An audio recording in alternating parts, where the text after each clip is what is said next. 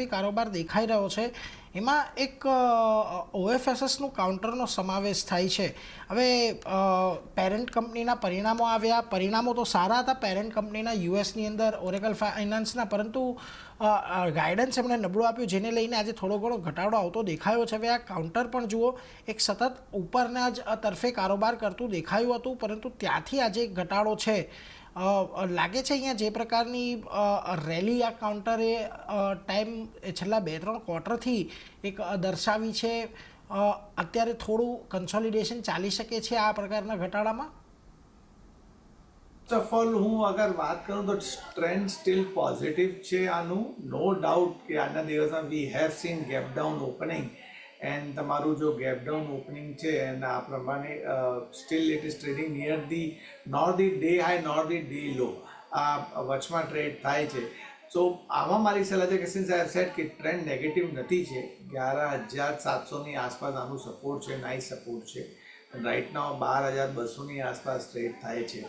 And ઉપરમાં આગળ તમે જો તો આનું જો ગેપ ડાઉન ઓપનિંગ હતી તો આની જો ઉપરની જો વેલ્યુ આવે છે 12,485 અને 90ની આસપાસ આવે છે.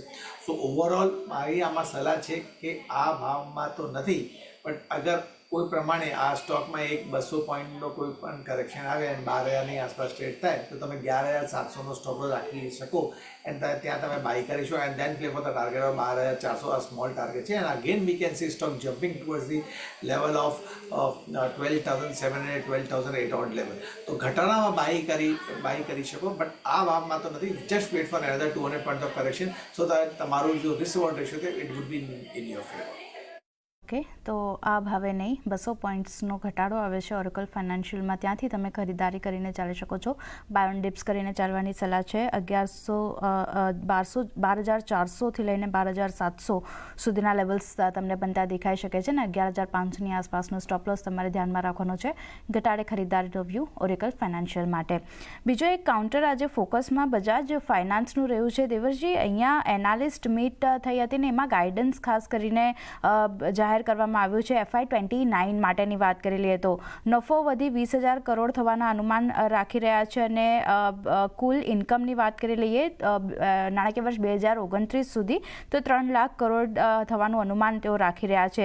કઈ રીતે જોઈ રહ્યા છો? ખાસ કરીને એક ફોકસ બજાજ ફાઇનાન્સ માટે 1% આસપાસની તેજી આપણને કાઉન્ટરે બતાવી છે આજના દિવસે, કઈ રીતે ધ્યાન રાખવું અહીંયા?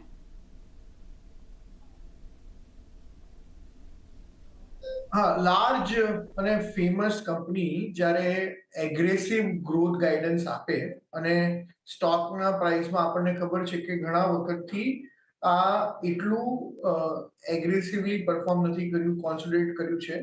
એટલે હવે જે ગ્રોથના ઇસ્યુ હતા એ મને લાગે છે કે ધીરે ધીરે સોલ્વ થઈ રહ્યા છે. ટેકનોલોજીમાં તો એમની લીડરશિપ છે. મને લાગે છે કે સપ્ટેમ્બર 2021થી લગભગ 3 વર્ષથી આ સ્ટોકની પ્રાઇસીસ અહીંયા જ કોન્સ્ટન્ટ થાય છે. વેલ્યુએશન સસ્તું થયું છે, બિઝનેસમાં ગ્રોથ આવ્યો છે અને હવે એગ્રેસિવ ગ્રોથ ગાઈડન્સ આવી છે. એટલે અમારી કંપનીએ પણ આના પર બાય રિપોર્ટ ઇસ્યુ કર્યો છે. અહીંયાથી આગલા વર્ષમાં અમને 25% જેટલી અપસાઇડ લાગે છે.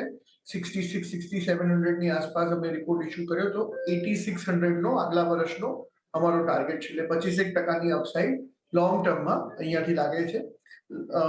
જાણીતી કંપની, લાર્જ કેપ કંપની છે અને રિલેટિવલી બિઝનેસ સ્ટેબલ છે, સેફ છે. મને લાગે છે કે દરેક ઇન્વેસ્ટરોએ પોતાના પોર્ટફોલિયોમાં ગ્રેજ્યુઅલી આવી કંપનીઓને ઇન્વેસ્ટ કરવું જોઈએ.